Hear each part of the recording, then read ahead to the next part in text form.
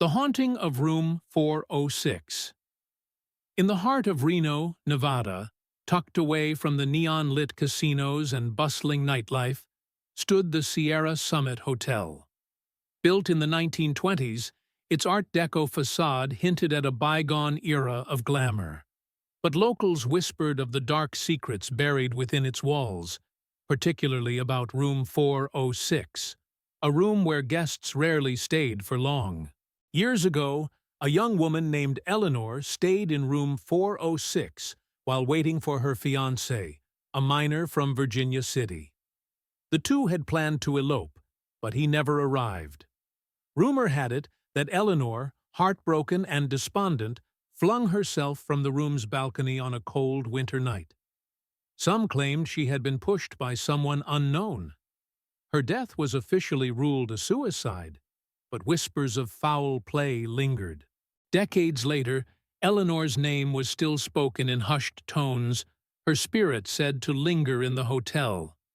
Guests reported strange happenings: footsteps pacing above when no one was upstairs, the faint sound of a woman sobbing, or icy drafts that would suddenly fill the room.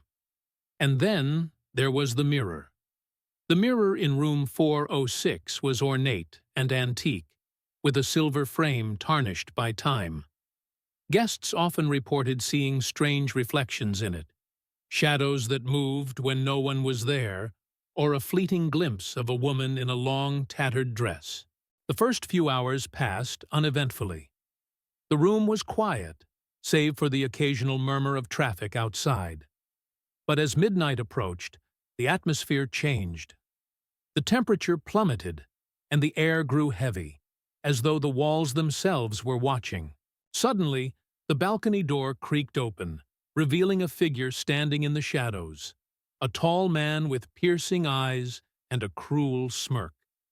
His presence radiated malice, and Victor realized this was the he Eleanor spoke of.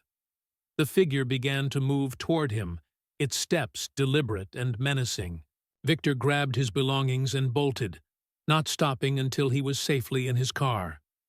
When he reviewed his recordings later, he found one last chilling detail. The final image his camera captured before he fled showed the figure of Eleanor in the mirror, her hand pressed against the glass, her face twisted in terror. Behind her stood the shadowy man, his hand gripping her shoulder.